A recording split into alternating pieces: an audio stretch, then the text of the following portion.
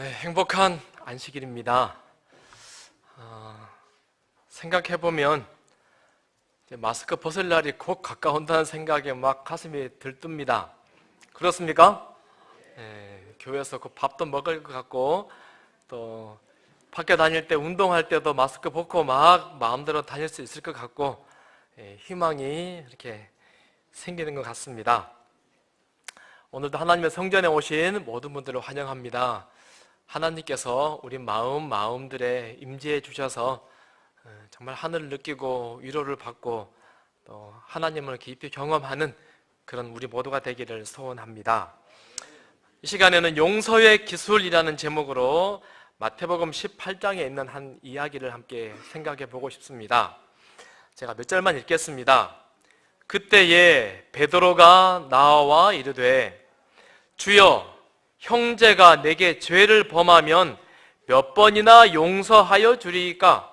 7번까지 하오리이까? 예수께서 이르시되 내게 이르노니 7번뿐 아니라 7번을 70번까지라도 할지니라. 아멘. 용산에 가면 어느 뒷골목에 옛집 국수라고 하는 국수집이 있답니다. 굉장히 오래된 국수집이죠. 2001년도에 SBS 리얼 코리아라고 하는 프로그램에 이 국수집이 소개되었습니다. 그냥 평범한 국수집이었습니다. 프로그램을 끝내고 방송이 되었는데요. 방송이 나가고 얼마 있지 않아서 담당 PD에게 전화가 한 통 걸려왔습니다. 다짜고짜 감사합니다, 정말 감사합니다 라고 연거푸 이야기를 하는 것입니다. 그리고는 자기의 사연을 이야기합니다. 15년 전쯤에 사업을 하다가 크게 사기를 당했답니다. 그래서 전 재산이 다 뺏기고 집도 그냥 가구고 다 압류가 되어버렸습니다. 하나도 남는 것이 없습니다. 심지어는 자기 아내까지도 빠이빠이 하고 가버렸습니다. 여러분 상상이 가시죠? 얼마나 처량하고 얼마나 속상할까요? 아무것도 없어요. 10원도 없습니다. 그래서 용산역 근처를 혼자서 배회하고 다닙니다. 먹긴 먹어야 되는데 식당에 가가지고 내가 사정이 그러니 밥 한 끼만 줄 수 있나요? 밥 줄까요? 안 줄까요? 혹시 비꼬울 교인을 만났으면 모를 텐데 아무도 안 주는 거예요. 내 사정이 이렇게 딱한데 근다고 이 세상이 그런가? 절망을 넘어서 분노가 끌어올랐습니다. 아니 나에게 이렇게 당신들이 대접을 해? 그래서 마음속 한켠에 휘발유 한 통 사가지고 한 번만 더 거절하면 어떻게 해버려야지? 뿌려버리고 불질러버리고 나도 거기서 불타 죽어버려야겠다. 그런 독한 마음을 가지고 이 식당을 찾았습니다. 이런 아침이었습니다. 국수 한 그릇 주십시오. 그랬더니 한 아주머니가 국수를 한 그릇 주는 겁니다. 먹었어요. 거의 국수를 다 먹을 쯤 되는데 이 아주머니가 어떻게 눈치가 빠른지요. 국자에다가 한 국자 떠가지고 와서는 국수 그릇을 뺏어가지고는 한 그릇 더 담아주는 거예요. 먹었습니다. 그렇게를 3번을 했다 그래요. 근데 이제 다 먹었어요. 배는 부른데 어떻게 하죠? 어떻게 됩니까? 그래서는 가만히 눈치를 보다가 아주머니가 잠깐 딴짓하는 사이에 문을 열고 냅다 밖으로 달렸습니다. 막 달려갔는데 뒤에서 고함 소리가 들립니다. 뭐라 했을까요? 뛰지 말어, 다쳐, 그냥 걸어가. 뛰지 말어, 다쳐, 그냥 걸어가.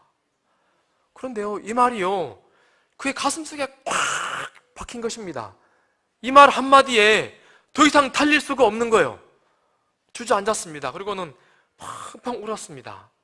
예의 나쁜 놈아, 이 도둑놈아, 국수값 내놔야지 라고 뒤에서 고함 쳐야 당연한 것인데 대신에 그 짧은 순간 용서가, 배려가 그의 마음에 큰 울림이 되었습니다. 펑펑 울었어요. 그리고는 그동안 가졌던 그 분노, 억울함, 이 도끼가 하루아침에 눈 녹듯이 쫙 흘러내렸답니다. 얼마나 감사했는지요. 그리고는 그날 다시 일어나서 사업을 재개합니다. 그리고 성공했답니다. 그리고는 이 국수집 너무너무 감사해서 내가 감사합니다. 감사합니다를 내가 연거푸 이야기합니다. 그리고는 이분의 기사가 신문에 이렇게 나왔어요. 국수집 내부 사진들이 있는데 보니까는 국수집에 이 기사를 크게 스크랩 해가지고 놓은 모습을 봤습니다. 그리고는 말씀하기를 할머니는 저에게 혁명가하셨습니다. 제 삶을 완전히 바꿨습니다. 뭐가요?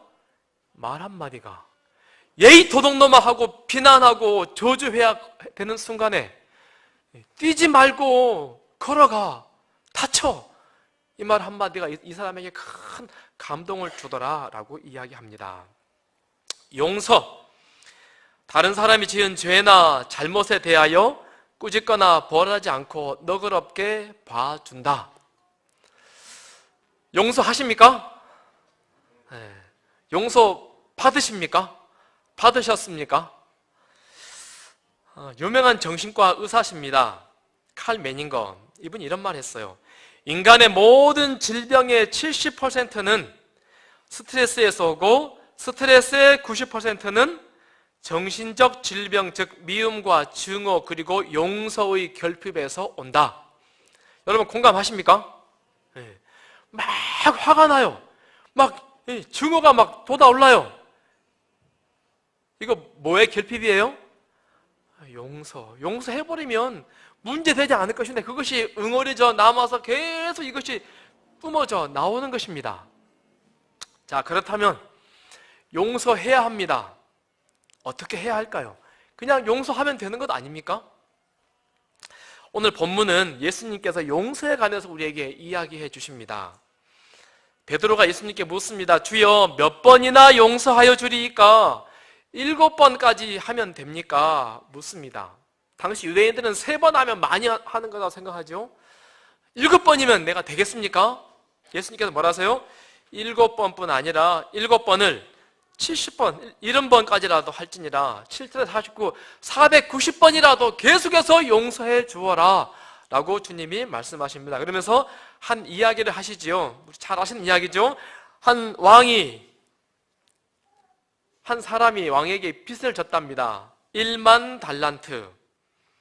우리가 쓰는 용어는 아니죠. 10,000달란트는 6,000데나리온이랍니다. 한 데나리온은 한 사람이 하루 품삯을 한 데나리온 그래요. 그러면 1달란트는요 6,000일 동안 일해야 하는 품삯입니다. 6,001이면 몇 년이죠? 14년입니까? 16년 하고 좀 덜합니다. 16년 동안 일해야지 1달란트를 갚습니다. 그런데 몇 달란트예요? 1만 달란트. 보니까는요 16만 4천 년 동안 일해야지 갚는 금액이랍니다. 얼마일까요? 우리 우리 경제 자기 직업의 일당이 다르니까요. 10만 원 잡으면요 60조입니다. 네, 60조. 와, 갚을 수 있습니까, 여러분? 갚을 수 있는 분, 우리 교인 중에 그 정도 되는 분 안 계십니까? 저는 생각해 보면요, 제가 100번 태어나도 하루도 안 빠지고 일해도 이거 제가 못 갚을 것 같습니다. 불가능한 금액입니다. 그런데 주인이, 이 왕이 빚 갚아라 하고 말했더니 이 사람이 뭐라 그래요? 그 종이 엎드려 절하며 이르되 내게 참으소서 다 갚으리이다 하거늘. 아무것도 없는 사람이에요. 그래서 왕이 불쌍히 여기셔서 어떻게 합니까? 단번에 빚을 탕감해 줍니다.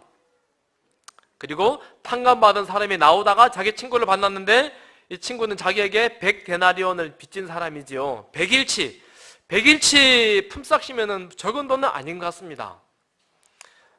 빚진 동료 한 사람을 만나 붙들어 목을 잡고, 멱살을 잡은 거죠. 목을 잡고 이르되 빚을 갚으라. 잠깐만 기다리시오. 나 석 달 일해가지고 갚을게요.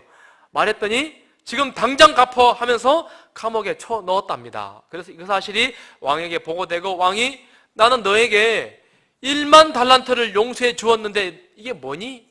너도 빚을 갚을 때까지 그러면 감옥에 있거라 하고 다시 감옥으로 보냈다라고 한 이야기입니다. 그러시면서 결론적으로 말씀하시기를 너희가 각각 마음으로부터 형제를 용서하지 아니하면 나의 하늘 아버지께서도 너희에게 이와 같이 하시리라. 하나님은 우리가 우리 이웃에게, 형제들에게 어떻게 대우하느냐에 따라서 우리에게 똑같은 헤아림으로 헤아리신다라고 말씀하십니다. 용서 중요합니까? 용서 꼭 해야 합니까? 어떻게 용서해야 할까요? 그냥 용서하면 되는 것입니까? 오늘 저는 여러분과 함께 용서하기 위해서 꼭 필요한 것 3가지를 한번 생각해 보고 싶습니다. 용서하려면 정말 꼭 필요한 것, 이것을 우리가 다 잘 기억하셨다가 용서할 일이 있거든, 이걸 꺼내서 용서하면 참 좋겠다 생각이 됩니다. 첫 번째는 기억입니다. 이에 주인이 그를 불러다가 말하되 악한 종아, 내가 빌기에 내가 내 빚을 전부 탕감하여 주었거늘. 뭐 했단 말이에요 지금? 나는 너에게 다 탕감해 주었는데 너는 왜 그것을 기억하지 못하니? 라고 지금 이야기하는 것 아니겠습니까?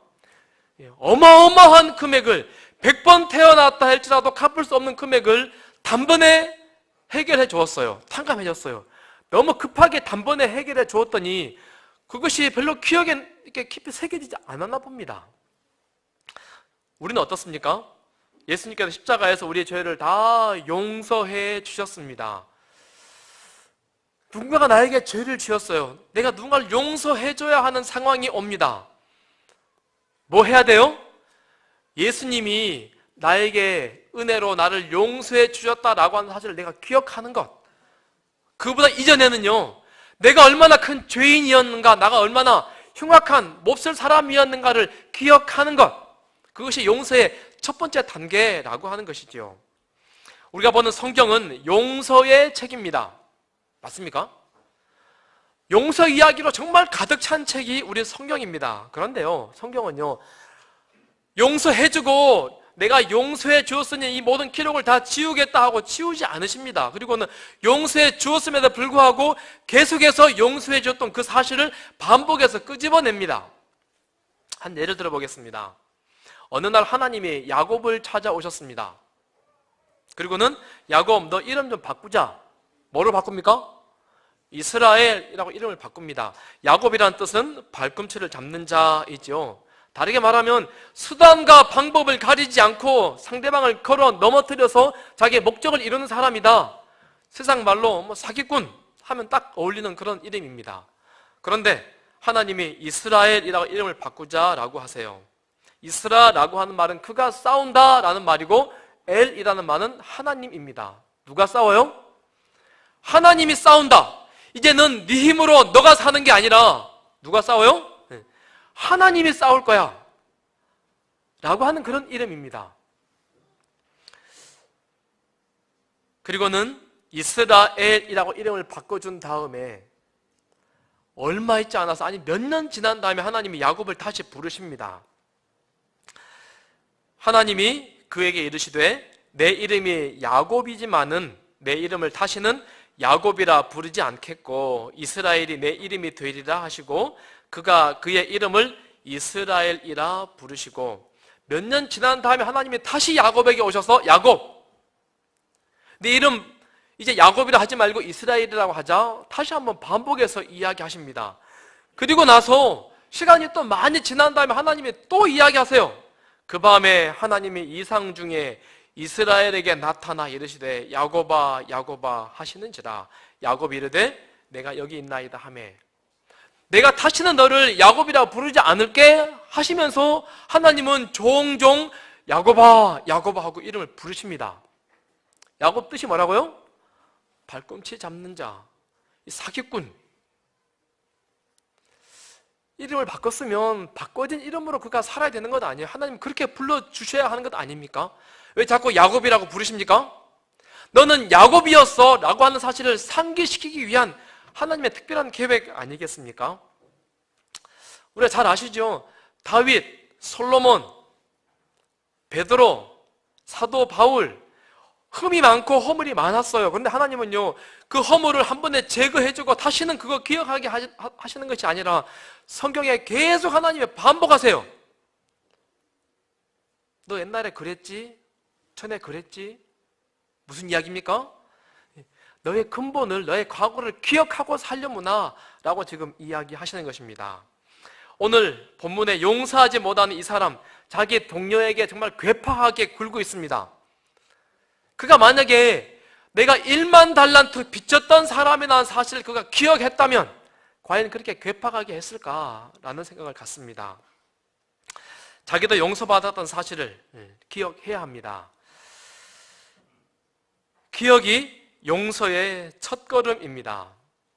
누군가를 용서해야 되는 상황이 우리는 종종 발생합니다. 그럴 때마다 하나님께서 나에게 어떻게 대우하셨나, 아니 내가 어떠한 존재였는가를 기억해내는 것, 그것을 진지하게 기억해내면 우리가 용서할 수 있는 그런 힘이 우리 마음 가운데 일어나리라고 믿습니다. 두 번째, 용서하기 위해서 필요한 것은요, 감사의 울림입니다. 울림이 있어야 되죠. 종이 엎드려 절하며 이르되 내게 참으소서 다 갚으리이다. 내가 다 갚겠습니다 라고 지금 이야기합니다. 그런데 용서해줘 버렸어요. 그의 마음에 뭐가 없어요? 감사가 생길 여유가 없는 것입니다. 울림이 없는 거예요. 이 사람은 굉장히 교만한 사람이었나 봅니다. 그래서 짓불도 없으면서 짓불도 있는 것처럼 그렇게 생각하는 사람이었나 봅니다. 성경 본문에 이 사람의 감사 혹은 울림에 대한 그런 모습이 전혀 보이지 않습니다. 그리고는 자기 동료를 만나서 붙들어 목을 잡고 이르되 빚을 갚으라. 우리 모습 아닙니까? 우리 모습. 감사하니 자꾸 감사할 일이 생깁니다. 동의하십니까? 우리 교우들 중에서 감사일기 쓰는 분들 계십니까? 가만히 보면은요, 감사를 많이 하는 사람들, 감사일기 쓰는 분들 보면 이 말 언제나 이 이야기를 하는 것 같습니다. 감사하니까 계속해서 감사할 일이 생깁니다. 세상은 감사하면, 마음의 울림을 가지고 살아가면 너그러워집니다. 마음이 부드러워집니다. 그리고 타인들에게 너그럽게 대할 수 있게 되는 힘이 우리 마음 가운데 일어나는 것을 참 많이 경험하는 것 같습니다.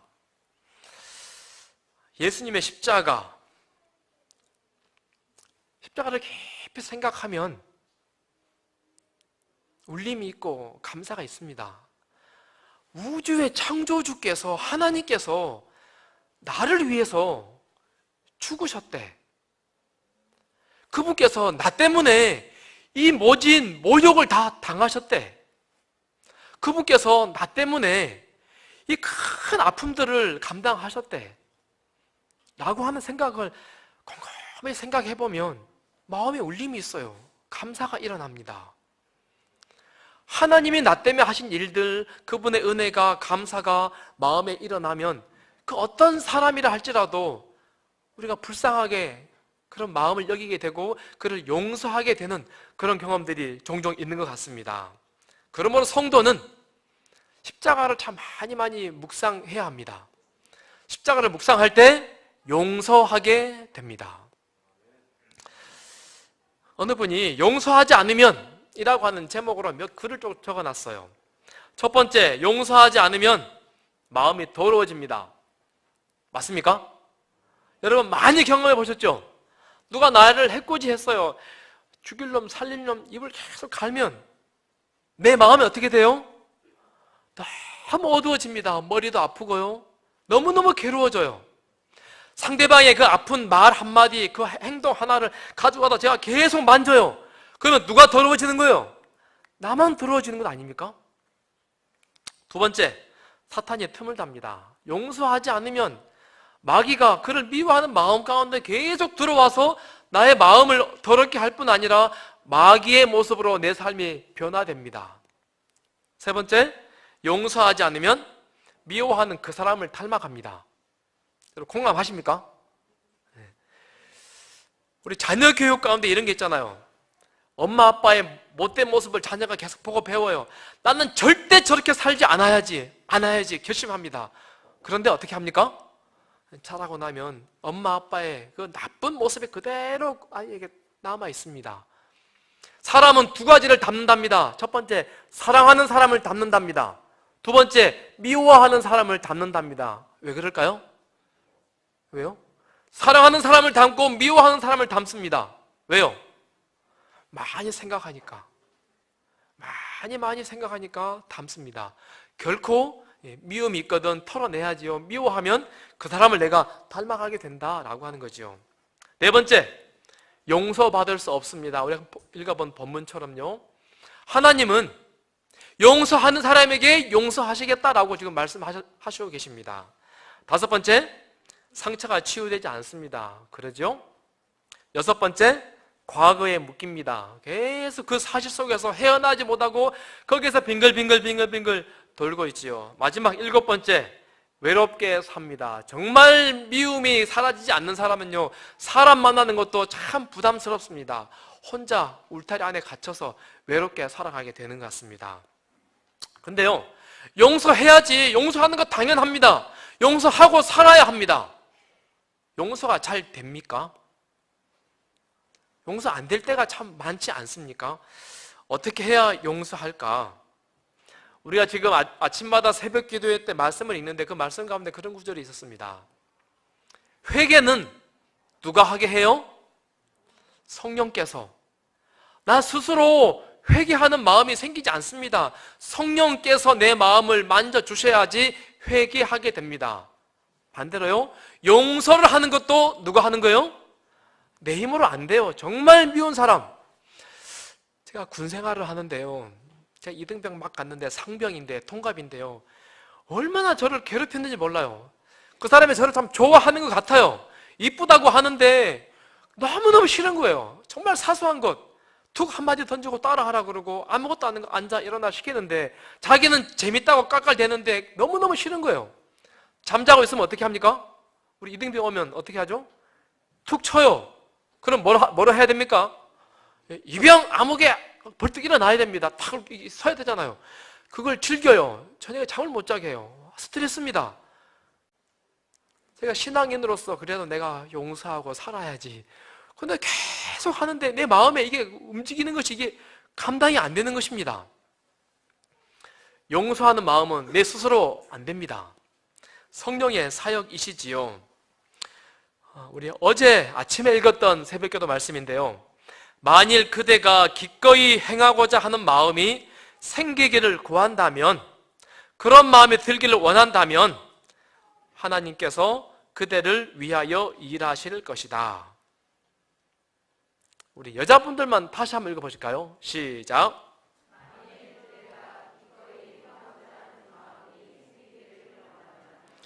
하나님께서 그대를 위하여 일하실 것이다. 자, 남자분들 다시 읽습니다. 시작. 만일 그대가 기꺼이 행하고자 하는 마음이 생기기를 구한다면 하나님께서 그대를 위하여 일하실 것이다. 하나님, 제가 용서하고 싶습니다. 근데요, 제 힘으로 안 됩니다. 하고 그것을 구하면, 기도하면 하나님께서 기꺼이 그대를 위하여 일하실 것이다. 용서하는 마음은 누가 주셔요? 하나님께서 그 마음을 주셔야 한다라고 이야기합니다.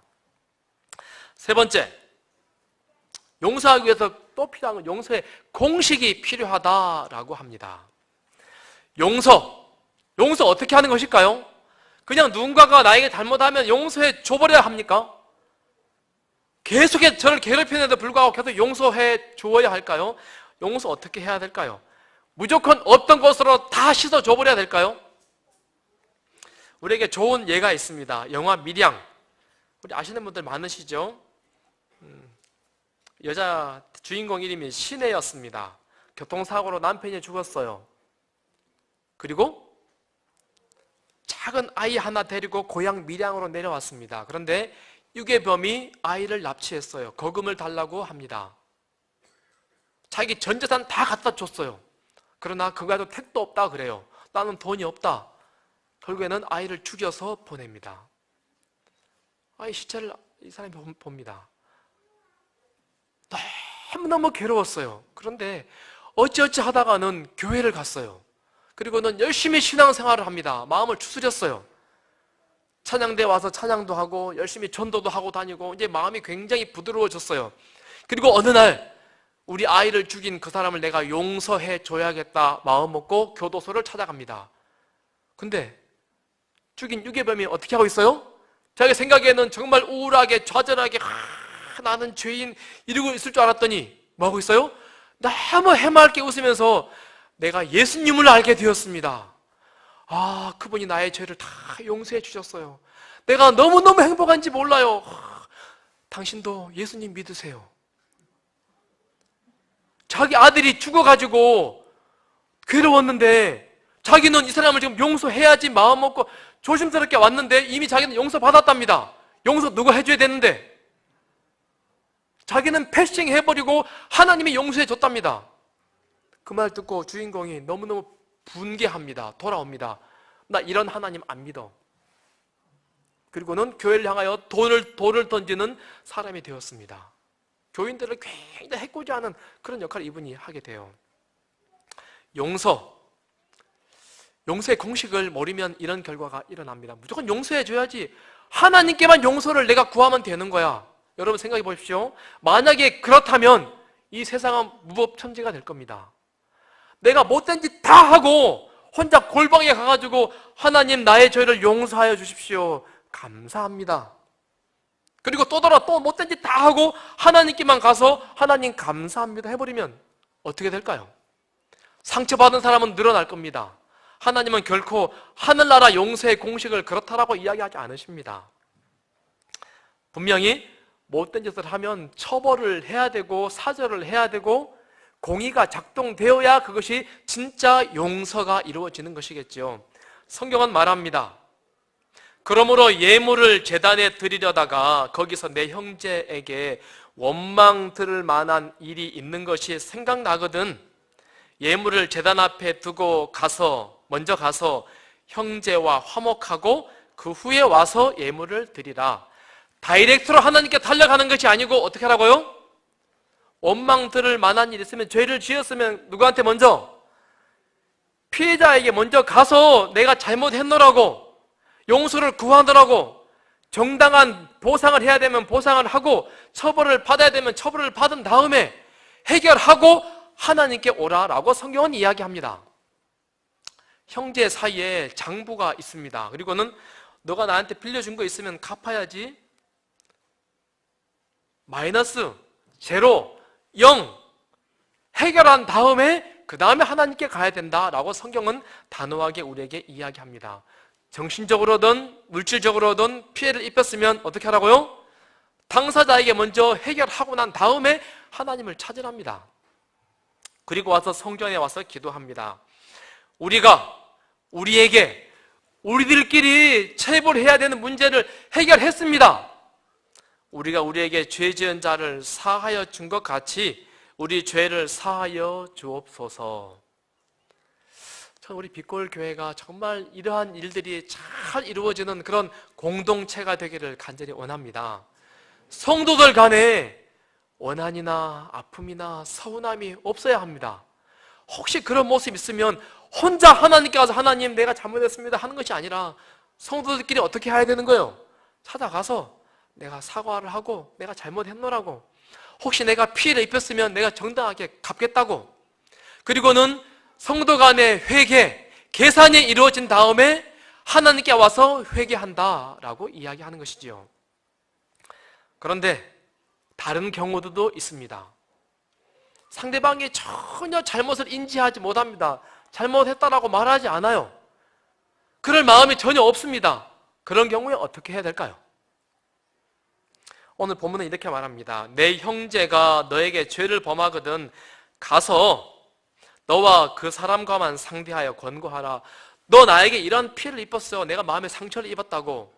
너 잘못한 거야. 내가 이런 피해, 이런 보상을 해줘야 돼 라고 이야기하라고 이야기합니다. 그런데 모른다 하고 고집 부리고 오리발을 내밀면 그 다음에 어떻게 하죠? 정말 믿을 만한 사람 2명, 1명, 2명을 데리고 가서 증인을 세우고 이야기를 하랍니다. 그랬음에도 불구하고 나 아닌데 난 잘못한 게 없어 라고 오리발을 내밀면 그 다음에 어떻게 하죠? 만일 그들의 말도 듣지 않거든 교회의 말하고 교회의 말도 듣지 않거든 이방인과 세리와 같이 여기라. 우리 교회에서 이러한 원리들이 잘 작동되면 참 좋겠습니다. 빛거울은 그런 분쟁이 전혀 없는 것 같습니다. 맞습니까? 제가 아직 몰라 그럽니까? 우리 교회는 그런 거 진짜 없어 보니 아무도 다투는 분, 아무도 서운한 게 없어. 정말 감사합니다. 혹시라도 발생하면 어떻게 해야 돼요? 이 교회 성경에 말하는 이 원리들이 잘 작동되어서 그렇게 내가 잘못했나라고 내가 잘 몰랐는데 여러분들 이야기를 듣고 보니 내가 그런 것 같습니다.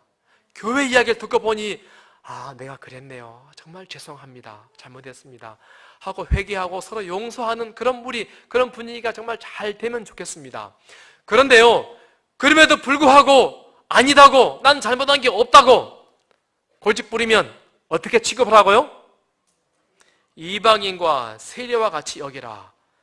자, 이방인과 세례와 같이 여기라. 이게 무슨 말일까요? 모른 척하고 무시하고 내비둬버리라, 내놓은 자식처럼 취급하라, 그런 의미일까요?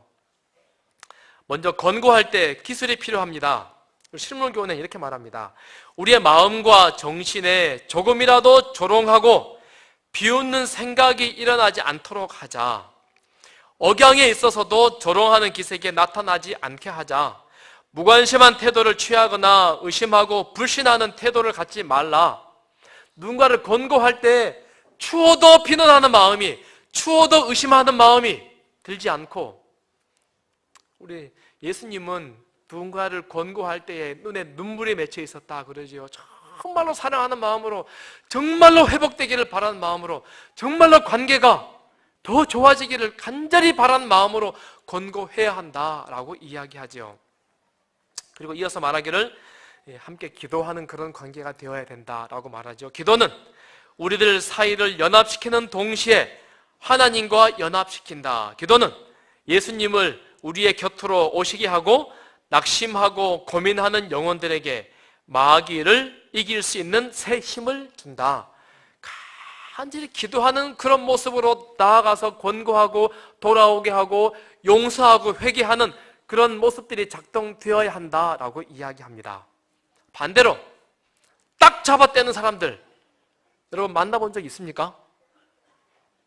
한 번도 없습니까? 네, 그런 사람이 있습니다. 분명히 잘못했어요. 큰 피해를 줬어요. 그럼에도 불구하고 전혀 아닌 척 잡아떼는 사람, 어떻게 해야 될까요? 예수님께서 정말 좋은 모범을 우리에게 보여주셨습니다.